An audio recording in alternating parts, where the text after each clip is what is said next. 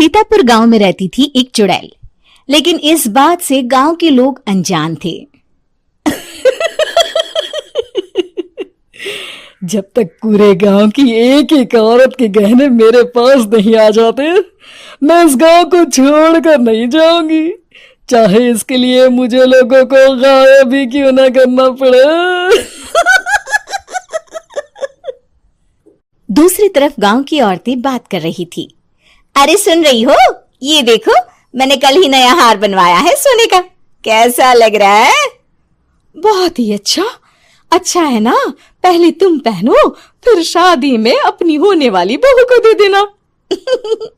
और क्या, सोने चांदी का यही तो फायदा है, जितना पुराना उतना महंगा। लेकिन एक एक पैसा बचाकर ये लेना सच में बहुत मुश्किल हो रहा था मेरे लिए। तभी वहां पहली का पति आ जाता है। गांव में एक औरत के घर के सोने के सारे गहने चोरी हो गए। लोग बातें बना रहे कि गांव में कोई चोर घुस आया है जो घर की कोई चीज को हाथ नहीं लगाता, पर सिर्फ सोने के गहनों को ही चुराता है। अब तुम ना अपने ये गहने संभाल कर रखना। हे भगवान, ये क्या बोल रहे हैं? ये तो वही बात हो गई कि गांव बसा नहीं और लुटेरे पहले आ गए। दूसरी तरफ गांव के ही एक घर में रंजना रहती थी। उसके पति का गांव में चाउमीन का ठेला था। एक दिन उसके घर में एक औरत आती है। अरे रंजना, तू गांव में नहीं है तो सोचा तुम्हें बता दूं। गांव में बात चल रही है कि गांव में एक चोर घुस आया है जो घरों के सोने के गहने चुरा लेता है। अरे मैं तो सिर्फ ये कान की छोटी सी बाली ही सोने की पहनती हूँ, बाकी गहने तो मैंने गांव के बैंक में लाकर रखे हैं। ये क्या होता है? ना बाबा ना, हमारे गांव की औरतें तो गहने अपने पास ही रखती है। जब कहीं जाना हो तो बस अलमारी से गहने निकालो और पहन लो। दूसरी तरफ एक औरत हाथ में टोटके वाली छोटी सी गुड़िया लेकर घर में चली आती है। अरे कोई है? घर की औरत है क्या? क्या है ये गुड़िया? ये कोई ऐसी वैसी गुड़िया नहीं है, ये जादुई गुड़िया है। इसको घर की अलमारी में रखना। अगर तुम्हारे घर पर किसी की बुरी नजर होगी तो रात भर में ये पतली सी गुड़िया मोटी हो जाएगी। मैं कल आकर ये गुड़िया ले जाऊंगी और तुम्हारे घर की सारी बुरी नजर छूट जाएगी, समझी? अरे वाह, ये तो बहुत कमाल की गुड़िया है, दे दो। कितने की है एक? अरे नहीं नहीं नहीं, ये फ्री की है। मेरा काम इस पूरे गांव को बुरी नजर से दूर रखने का है। हाँ। भली औरत उसके हाथ से वो गुड़िया लेकर अलमारी में रख देती है। लेकिन अगली सुबह जब वो उस गुड़िया को देखती है तो पतली सी गुड़िया मोटी हो चुकी होती है। हे भगवान, ये क्या? किसने मेरे घर को बुरी नजर से बांध रखा था? तभी वो गुड़िया वाली भी आ जाती है। मैंने कहा था ना, घर पर बहुत ज्यादा बुरी नजर है। लाओ, ये गुड़िया मुझे दे दो। औरत वो गुड़िया उठाकर उसे दे देती है। गुड़िया हाथ में आते ही वो औरत उसे लेकर सीधे गांव के बाहर की खाली हवेली में चली जाती है और साधारण औरत से चुड़ैल बन जाती है। अरे पगली, गांव वाली इस गुड़िया के पेट में तेरे घर के सारे गहने हैं।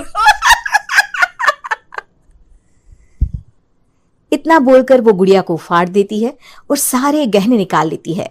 वहीं दूसरी तरफ, हे भगवान, मेरे घर के सारे गहने चोरी हो गए। उस औरत के घर के आसपास लोगों का जमावड़ा हो जाता है और लोग बातें करने लगते हैं। लो जी, ये भी घर गया। पता नहीं कौन चोर है जो इतनी होशियारी से गहने चुरा लेता है। कुछ समझ में नहीं आ रहा कि कौन है। लोग तो घर से कहीं जाते भी नहीं है, न ताला लगे न घर खाली हो, फिर भी रातों रात गहने चोरी हो जाते हैं। अरे हम तो कहते हैं लोगों को बारी बारी चौकीदारी करनी चाहिए, चोर को तो पूरे गांव वाले मिलकर पकड़ ही लेंगे। लोग बारी बारी घरों की चौकीदारी भी करते हैं, लेकिन चोरी होने का सिलसिला रुकता ही नहीं। फिर एक दिन रंजना के पड़ोस से भी रोने की आवाज आती है। अरे आज ही घर की बुरी नजर उतरी और आज ही सारे गहने भी चोरी हो गए। कैसी बुरी नजर? क्या हुआ था? तभी वहां उस औरत का पति भी आ जाता है जिसके घर में गहनों की चोरी हुई थी। हाँ, मेरी बीवी ने भी किसी गुड़िया को घर में बुरी नजर उतारने के लिए रखा था, लेकिन अगले दिन गहने चोरी हो गए।